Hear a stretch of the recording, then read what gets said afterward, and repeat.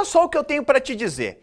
Praticamente 1/3 das questões de biologia que aparecem no Enseja, elas são, sabe do quê? Elas são de ecologia, que é justamente a parte da biologia que estuda a relação dos seres vivos uns com os outros e também a relação desses seres vivos com o ambiente em que eles estão vivendo.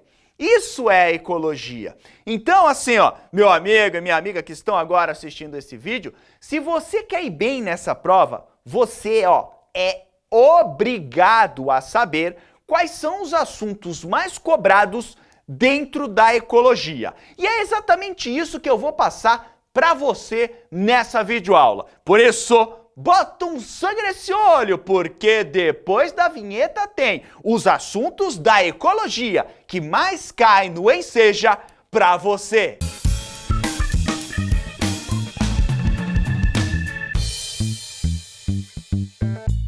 Fala galera, um prazer tê-los aqui para mais uma videoaula de quem? Do professor Jubilu. E eu já quero começar esse nosso processo pedagógico te falando que dentro da ecologia, o assunto que mais aparece na prova do Enseja, ele está relacionado com os biomas do Brasil. E por conta disso, a Uniaselv, que é referência em graduação EAD, me convidou justamente para falar sobre esses biomas com você. Eu vou te passar tudo o que você precisa saber para o Enseja sobre esses caras. Logo, a primeira coisa que você precisa entender é o que seria um bioma exatamente.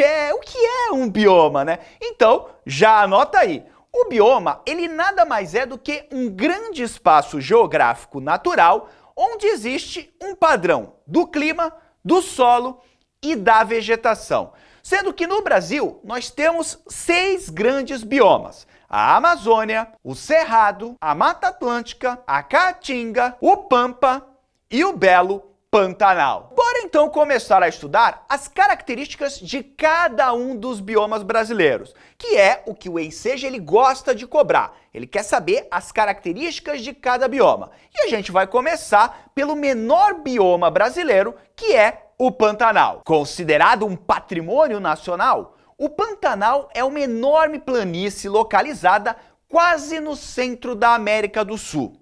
Esse bioma ocupa áreas do Paraguai, Bolívia e Brasil, sendo que aqui ele está presente nos estados do Mato Grosso e Mato Grosso do Sul. No Pantanal, o clima ele é quente e úmido, então lá existe um verão muito chuvoso e um inverno que é mais seco. E durante a estação chuvosa, os rios do Pantanal, sabe o que acontece? Eles sobem e aí eles acabam alagando extensas áreas de vegetação.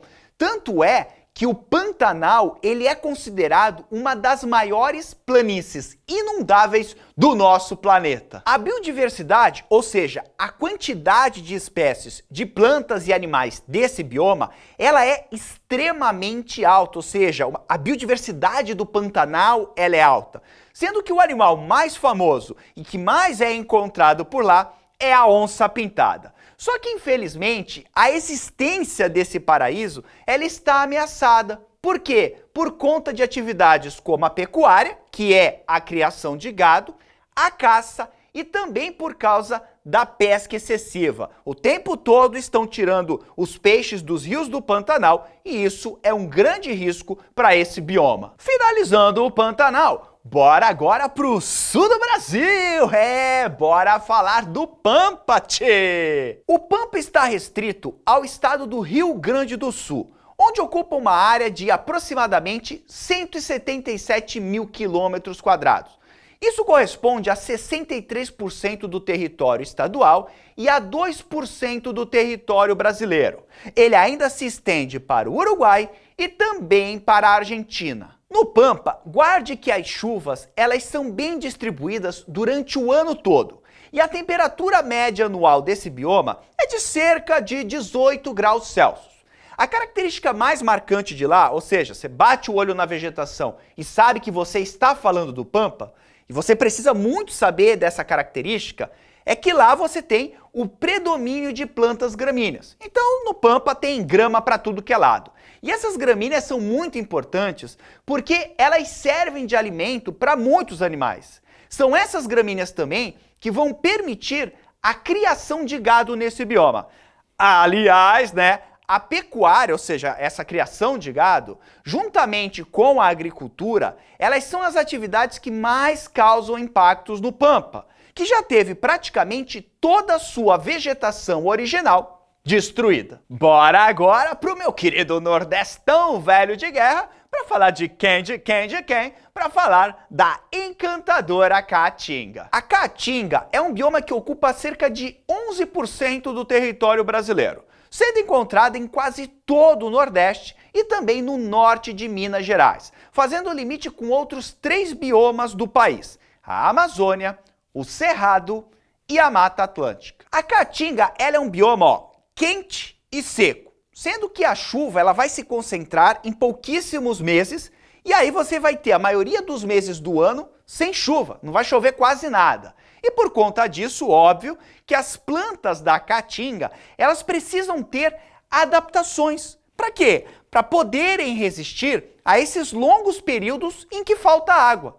Então elas vão ter, por exemplo, as folhas em forma de espinhos, ou ainda essas folhas elas acabam caindo durante a seca. Essas plantas podem ainda ter caules que armazenam água e até camadas de cera bem grossas que vão cobrir as folhas, como acontece, por exemplo, na folha da carnaúba. Então a folha da carnaúba, ela tem uma camada de cera na sua superfície bem grossa e isso protege a planta contra a perda de água para o ambiente. Aliás, um detalhe interessante é que essas plantas que possuem adaptações contra os períodos sem chuva, ou seja, que estão adaptadas a passarem vários meses sem água, elas têm um nome, elas são chamadas de plantas xerófitas. Aliás, a Caatinga, ela é um bioma em que várias espécies de animais e plantas só são encontradas nela, não são encontradas em nenhum outro lugar do planeta. E daí a importância da preservação desse bioma tão esquecido e que hoje vem sendo destruído principalmente por conta de monoculturas, como é o caso do plantio de algodão, e também por conta do desmatamento para a obtenção de madeira. Vale salientar que em 2017 o Enseja ele trouxe uma questão sobre a Caatinga. Então veja no enunciado que ele diz o quê? Um bioma brasileiro com períodos de seca e plantas com espinhos e com quedas de folhas devido ao déficit hídrico. E falou em déficit hídrico, ou seja, falou em falta de água, o nome do bioma que tem que vir na tua cabeça é o nome Caatinga. Tô falando que é importante estudar os biomas do Brasil para essa prova, eu tô falando. Agora, chegou a hora da gente falar de um dos biomas que tem a maior biodiversidade do planeta. Chegou a hora da gente falar da Mata Atlântica. Essa Mata Atlântica ela vai desde o Rio Grande do Norte até o Rio Grande do Sul e se estende do litoral para o interior do Brasil, passando pelas montanhas costeiras e indo até a bacia do Paraná, no leste do Paraguai e também na província de Misiones, na Argentina. A maior característica desse bioma é a elevada umidade e temperatura durante o ano todo. Ou seja, a Mata Atlântica, guarda isso, ela é quente e chove muito por lá.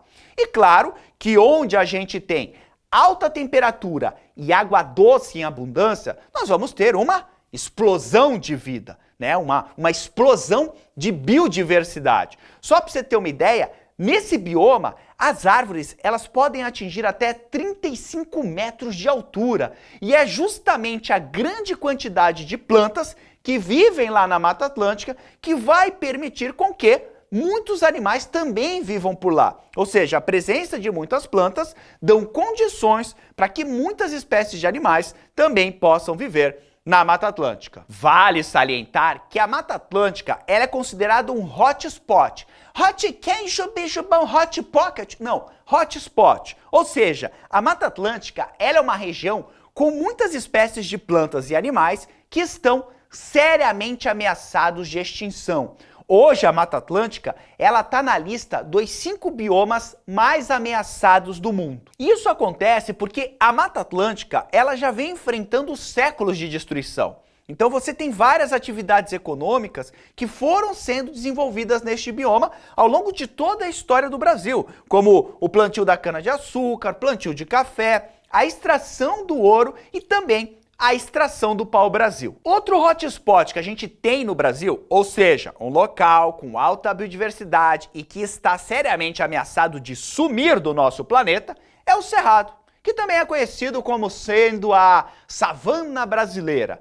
É um bioma com uma alta biodiversidade e que vem sendo destruído num ritmo assustador. O Cerrado é um bioma típico do Planalto Central brasileiro, sendo encontrado em cerca de 14 estados do nosso país, como os estados de Goiás, Mato Grosso do Sul, Minas Gerais, Tocantins e Piauí. Ou seja, ele vai muito além da região centro-oeste do Brasil. O clima do Cerrado tem duas estações muito bem definidas. Então você tem uma estação chuvosa e uma outra estação seca, sendo que a temperatura média anual deste bioma ela vai girar em torno dos 23 graus Celsius. As plantas que vivem no Cerrado, elas são pequenas e elas vivem distantes umas das outras. E um detalhe interessante é que muitas das árvores e os arbustos que vivem nesse bioma, eles possuem galhos retorcidos e são plantas extremamente adaptadas aos incêndios que são muito comuns